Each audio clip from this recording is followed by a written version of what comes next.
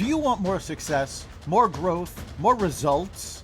Then it's time for the Boundless Success Accelerator from the Modern Observer Group. This isn't your average coaching program. It's where top performers come to dominate. Weekly group sessions, on-demand coaching, a community that's got your back, and a power-packed library of tools to supercharge your business and career. No more excuses, no more waiting. Get in, level up, and start building the life you've been dreaming about. Visit us at modernobserver.com/boundlesssuccess to join today. Let's get you to the next level.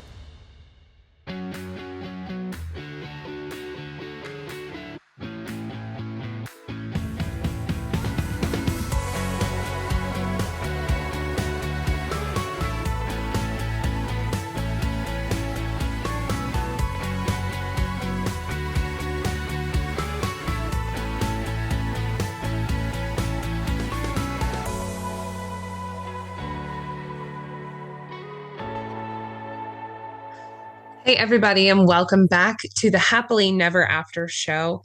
I'm your host, Kate Mollison. This week, I'm here talking about a very important topic, one that scares me personally because I'm not well versed in it, and that's finances and what to do after you lose a spouse, a partner, a co-contributor, right? So this week, we have a very special guest. I have Ashleigh Martin. Thank you so much for joining us for the conversation this week. You're very welcome. I'm excited to be here. So, Ashleigh, let's tell the listeners a little bit about you, about your background, and what brings you to the conversation. All right. So I graduated here at Central Connecticut State University back in 2008 with a degree in accounting. And from there, I worked for about 15 years in a big regional accounting firm doing taxes for individuals and businesses and doing accounting for small businesses, nonprofits, and audits. And a few years ago, I decided to go out on my own to help individuals and small businesses more. I feel they're both a really underserved market, and there's not a lot of accounting firms that want to service those industries. So here I am out on my own and now own AEM Accounting here in Farmington, Connecticut. I love it. I love that. I wish that there had been someone with that philosophy when I was going through it, right? Like, and I think you and I have talked about this in other conversations. There's such a threshold that we didn't realize, or that I didn't realize, that when you're going through loss, unless you have a certain amount of money, financial advisors, CPAs, all of those people don't really like to talk to you, which I totally get, right? Like, obviously people deserve to get paid, but why is there, I guess, is that just the business norm, or why do you think there is that gatekeeping within the industry? Well, right now, especially in Connecticut, there is a 30% shortage of accountants and CPAs, and they're projecting that shortage to just get even greater. Really? Not a lot of people are going into it, especially public accounting. A lot of people are going into college for accounting and coming out, and they're going to work for the corporations or the towns, because working in those industries, you work, 8 to 4:30, half hour lunch, you get paid vacation, all of that. Right. And in corporations too, it can be a little bit less demanding, whereas public accounting, you have crazy season. So right now we're filming and it's tax season and we're working around the clock to get things done. So there's a lot more demand and a lot more burnout. And in Connecticut, a lot of them are retiring. Some of them have even passed away. Last year, we had 2 who passed away in the middle of tax season. Oh my gosh. Yeah. So in Connecticut, the demographic for an accountant or CPA is in the 50s or 60s and male, which when clients come to me, I'm in my 30s. You're stuck with me for 30 years, which can be a great thing. And coming from it and a female standpoint. So I take a different viewpoint of everything and come at things with compassion. who listen to your stories and can have a little bit more sympathetic, softer, and more gentle approach as opposed to a big stuffy firm.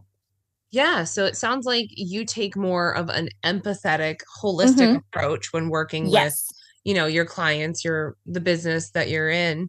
And it sounds like maybe in the accounting industry, we're kind of on the cusp of an evolution where more Mm-hmm. and more providers are starting to do this type of work. Why do you think that that is?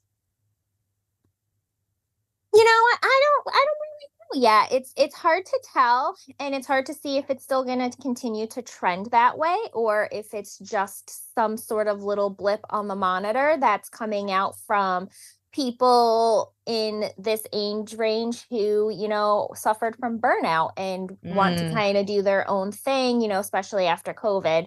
That kind of oh my changed gosh. a lot of things. So it could be that could be part of it. We have no idea. It's it'll be interesting in a couple of years to see how much it has changed.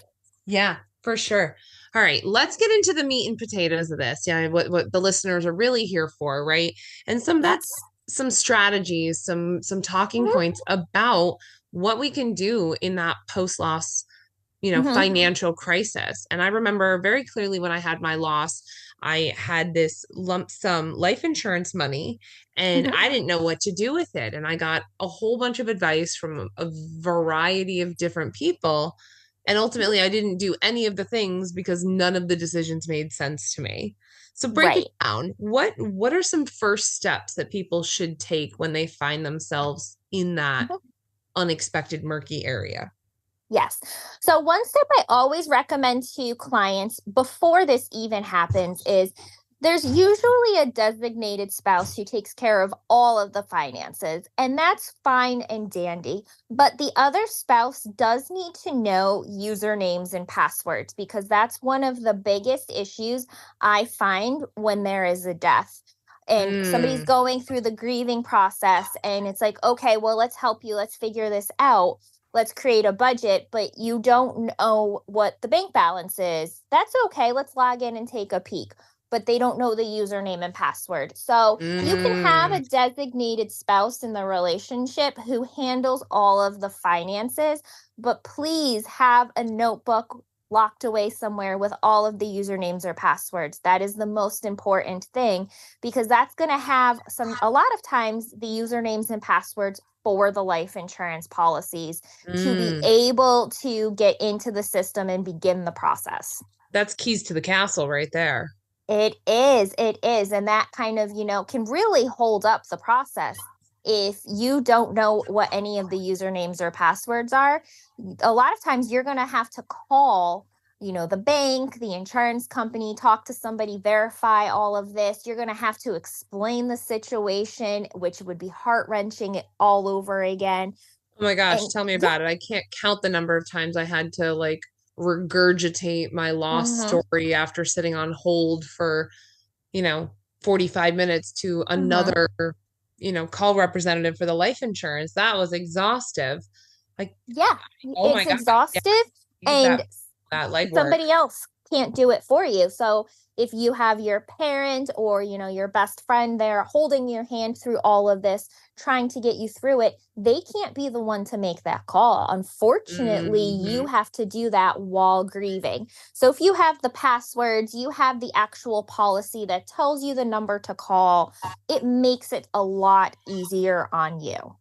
Oh my gosh, even like a direct contact phone Mm-hmm. number or, a Mm-hmm. representative name, a reference number, something. Exactly. A lot of The more times those insurance information, the policies, better. yes, a lot of times if you know where that insurance policy is, it will tell you right there on the first page, in the event this is needed, please contact this number. Here's your rep. Yep. Yeah, I'd Hmm. love like to file a claim. Yep, immediately. It's sad to say, but in today's digital age, I would bargain to say that the password, the username and password is almost as important, if not Hmm. just as important as your social security number.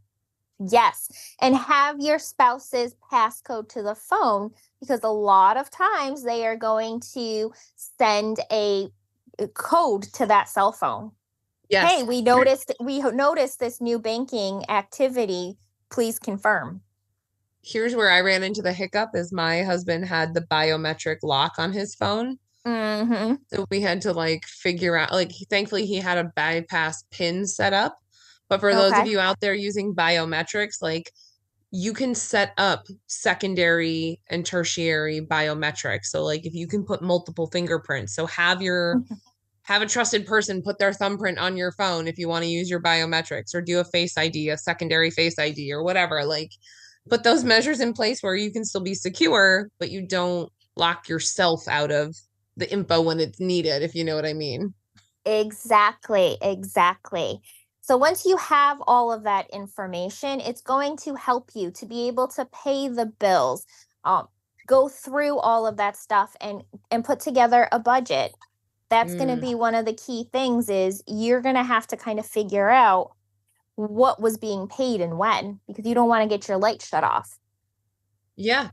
That surprise like foreclosure bill or shut off bill or Exactly. yep. Though you Exactly. so here's the hot take I find mixed reviews on, and I'm curious your thoughts. I hear both strategies are suggested to widows. That one side, people say, put everything that you can on subscription, like auto pay your phone bill, put your insurance on auto pay, all like everything is just auto pay. That way you don't have to think about it and your money just works itself. Other Mhm. people are saying take everything off auto pay so you can accurately track how much comes in and you can control how much goes out. What are your thoughts on the auto pay philosophy for money management in the widow or spouse loss scenario? So in the widow or spouse synopsis, like scenario, I think it's great. In everyday usage, I do not agree with it. But in this situation, when you're going through this, you're not going to remember these things. So when that bill comes in, you log on with the username and password, you pay the bill, and you set up auto pay so that it comes out every month. You just have to be careful to not overdraft the account. Mm, So I think it's great in this area of grief because grief does not allow you to think clearly and you don't want to put yourself in a bad financial situation. If it's just for, day-to-day stuff, I don't recommend it because again, you don't get to see the ins and the outs every day and really budget. There's too many people out there who just put it on auto pay, forget it's on auto pay, and keep swiping that debit card. And the next thing you know, your bank is overdraft. And now yep. not only is that utility just bounced, so they're going to charge you a fee, but then it's also shut off. Yeah. And grief, so much of that like object permanence is Mm-hmm. disabled in your brain. Like it is a set Yes. it and forget it with that. So it can be a slippery slope.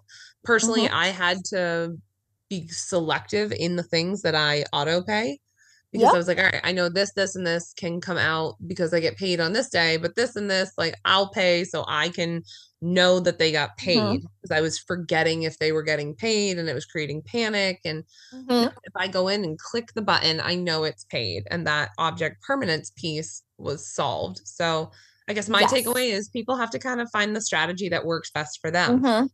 The other Yes, thing and it that could be a mixture where your mortgage and the utilities are an auto pay, so you don't have to worry in the future about past due bills on that, and that your lights aren't going to be shut off. So at least you have a roof over your head.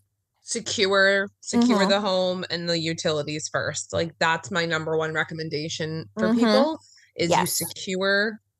you secure your home and your utilities above all else Yes, definitely. because you have to have a roof over your head. Exactly. You don't want to have to worry about that. And if there are kids in the situation, you don't want to expose them to that either because their world is crumbling. You're not fully there as the other parent. And then they come home and the internet and the utilities are all off because it didn't get paid. And so their one sense of this is always going to be there is gone at that time. Yeah. Yeah, it certainly is like how tied to security, that sense of security money really is. I Mm-hmm. remember going through it with Craig, after he had passed, and he passed in November. Christmas was a month later, a literal 30 days later. And here I am, those couple weeks leading up to Christmas, having to rationalize going out and getting a Christmas tree and doing Mm-hmm. Christmas for my kids because I didn't want them to not have that. But still, then having the lingering, like, oh, I don't have the finances sorted out yet because it hadn't been, it takes a while, right? It That's the other does. thing that people don't tell you is it takes a while. So I'm in that limbo phase where I've now had a dwindling income and I have Mm-hmm. to choose between do I fill the fuel oil tank or do I put Christmas gifts under the tree for the kids? And that is a Yes. terrible place to be in, right? Mm-hmm. It is. It So, is. what are some ways that people can maybe prepare financially so when they find themselves in that situation, they don't have to make that choice? I always recommend that you have an emergency savings. You know, it's best to have 6 months or more saved of emergency savings to pay your basic needs, your roof over your head, your utilities, your vehicle so you can get back and forth to work, groceries, bare bones budget, 6 months or more. The more you have in there, the better. But you can't always just put away 6 months right then and there. It's going to take time. So you start little by little. I always recommend you open a completely separate savings account. So you have your checking, you have your regular savings where you're saving for a new car, you're saving for your vacation, that dream bag you want. And then you have your emergency savings. I recommend people put it in a money market, which is a high yield savings account, which earns interest based on what the interest rates are. That's So right, great advice. Yeah, yeah. most So people don't right know about now, money yeah. markets, and that's a great strategy to use for savings Yes. So because you're it earning some you earn good more interest. interest. Yeah. You do. And, once you get a good amount in there, you're going to start to make, You make $25 a money on month your in money. interest, and Yeah. it's just going to grow. And that is an emergency savings. You don't touch that unless it's a dire emergency. You've lost your job, something in the house dies, like the HVAC system. That's what it's Somebody for. died. Somebody died. This, God forbid, this is what that is for, to tide you over, because it is going to take time for that insurance policy to come through. It's not going to happen overnight. It's a huge misconception in the financial industry, right? Like the Mm-hmm. information that's put out there is that, like, oh, you make the policy, it protects you when the time comes, we're there for you if you need. But in the reality is like you have to wait for all of these systems and policies and Yep. paperwork and forms and they're dead and then you have to get the death certificate and that takes 3 to 5 days and then you get the death certificate Mm-hmm. and you have to fax it to the insurance company and then Yep. and it's a waiting game for them to process it. I think all said and done, I waited 173 days for Mm-hmm. them to process the claim, and then it was another 6 weeks for them to pay the claim. Yeah, it takes time, and different insurance agencies have different payout timeframes and different processes. So I've heard of people having it, in 45 days. I've heard of others, where it's like with you, where it's been 175 days or more. It depends on the circumstances, it depends on the insurance agency, all of that. So, unfortunately, you have to have some sort of fail safe to Mm. still survive during this time until that insurance money comes in, because you And also aren't going to probably be working during the beginning stages of this, so your wages are probably not going to be where they were. So you want to be able to function and survive and start to grieve and heal without worrying about losing your home. well said. So important. So I want to pivot just slightly. I Mhm. know as we're having this conversation, it is like the peak of tax season, right? Yes. So when people hear this, it won't be tax time. But what are some things that people can do to put themselves either in a good position to make an audit or an edit after, or if they're filing on extension, or what are just some tax tips for people in that spouse or partner loss scenario that you can share with our listeners? Yes. So You do want to have copies of your tax returns. You do want to keep them for at least 3 years. The IRS can go back and audit any of these tax documents for 3 years previous. So right now it is 2025. We are filing the 2024 taxes. So the IRS could go back to 24, 23, or 22.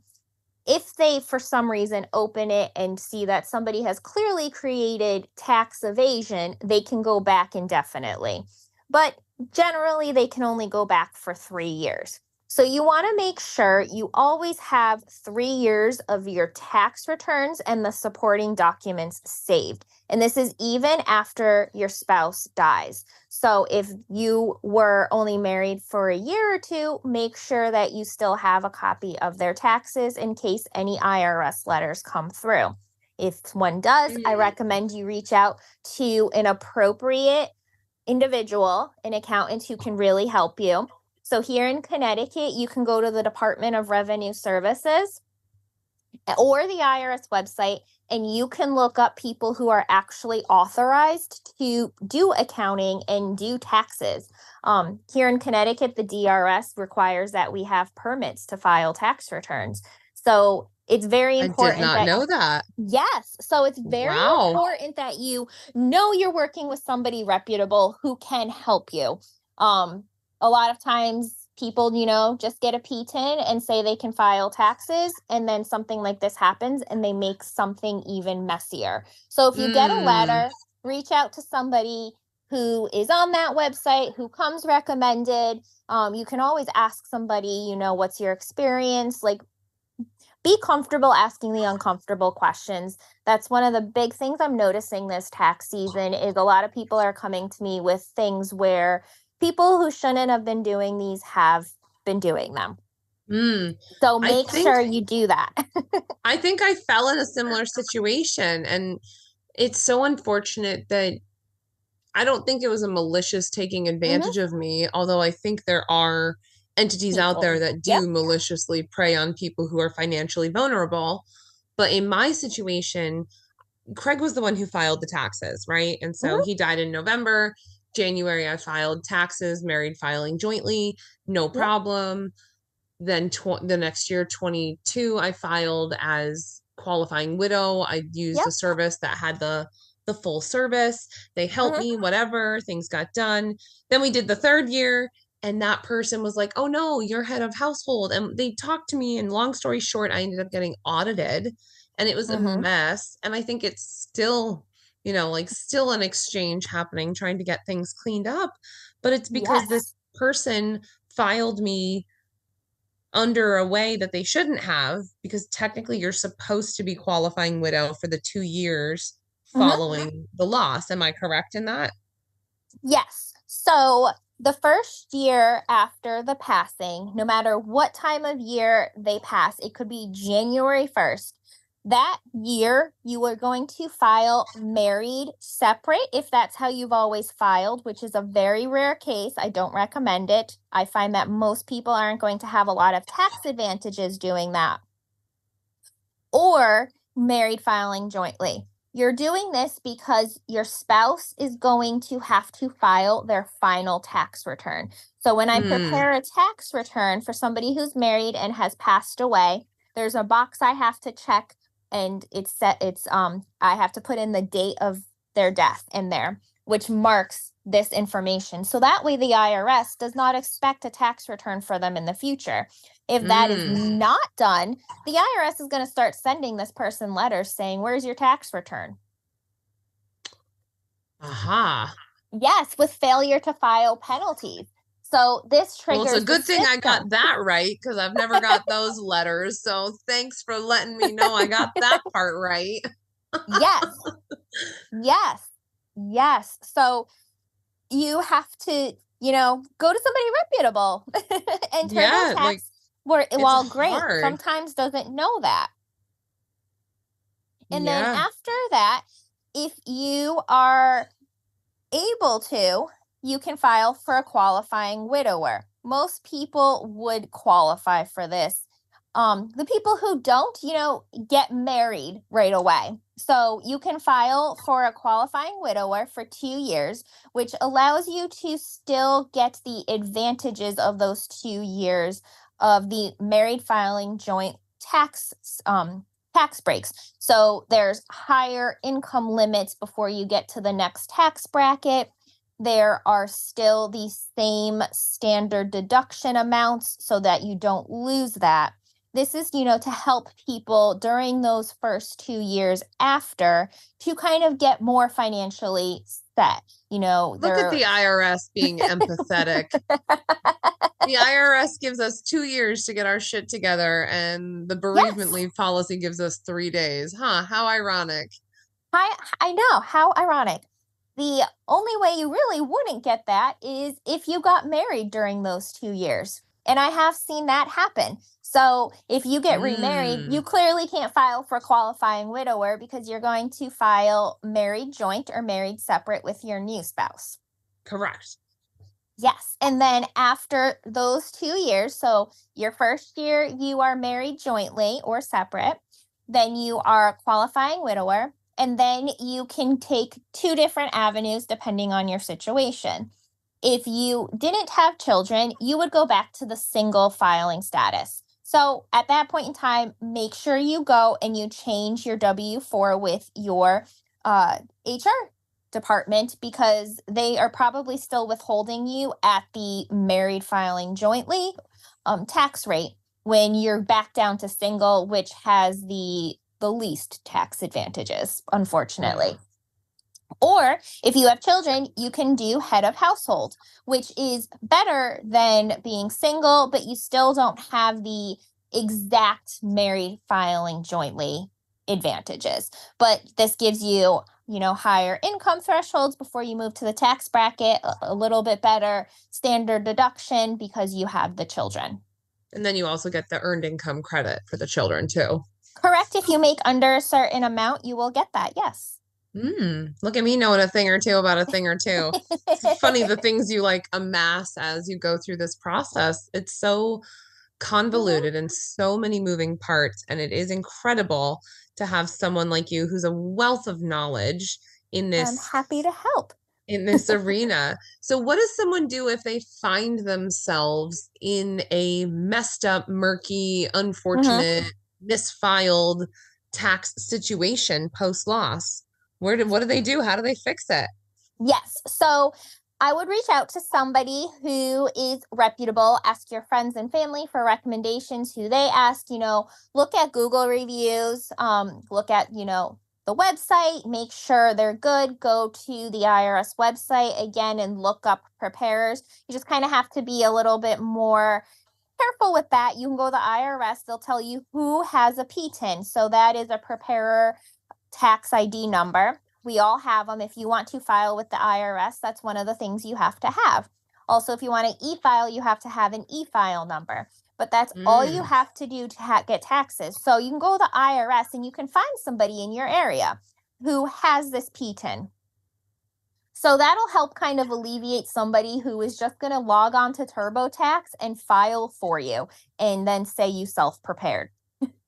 So then you can kind of take their name and you can go, like here in Connecticut, you can go to the Department of Revenue and you can type that name in and see if they have a permit to file taxes, because the states can be a little bit more strict. Whereas I just said the IRS, you just have to have that PTIN to file. The state of Connecticut requires that you have a CPA or that you've taken, certain amount of hours every year in tax training, so that they kind of regulate it more in our state. And a lot of states do that. So you can look up there, but that's also going to tell you if somebody has a complaint against them, because the DRS will house that. You can look at the Better Business Bureau to see if they are there as well, or the local chambers. If they're a chamber member, they're probably going to be a reputable. So they could reach out to you. Yes, they can reach out to me as well. I can do taxes. Where would they find you? Yes, I can do taxes in all 50 states. So you can reach out to me. My Instagram handle is AEM Accounting. It's all one word. So it's A as in Apple, E as in Edward, M as in Martin, accounting. And my website is aemaccounting.com. Or sorry, aem-accounting.com. Awesome. Well, Ashleigh, this has been such an incredible conversation. I love the amount of information that you shared with the listeners. Like, we don't gatekeep, right? We're all about No. sharing the wealth. So, thank you so much. I'm going to ask You're you one welcome. last final question that I ask all Of of my course. guests this season. If you could give one piece of advice to someone who's grieving, what would you say to them right now? Ooh, that's a tough one. I would say the hurt never goes away. It's always just going to be there. It's just going to be less and less painful, and you will have brighter days ahead. And you can always find that one silver lining in your day, no matter what. Beautiful. So true. I love it. Well, that is all the time we have for this week, and I am so grateful for all of you out there listening. Please head back and check out the rest of our episodes from this season and go back and re-listen to season 1. Stay tuned for previous episodes, and on that note, with grief and gratitude, I'm your host, Kate Mollison, and this has been the Happily Never After Show. Thanks so much. You've been listening to Happily Never After, part of the Xvadio podcast network. You can catch every episode of Happily Never After, as well as the rest of the network at xvadio.com, the Apple Podcasts app, YouTube, Rumble, Spotify, iHeartRadio, Audible, Amazon Music, and wherever you find podcasts.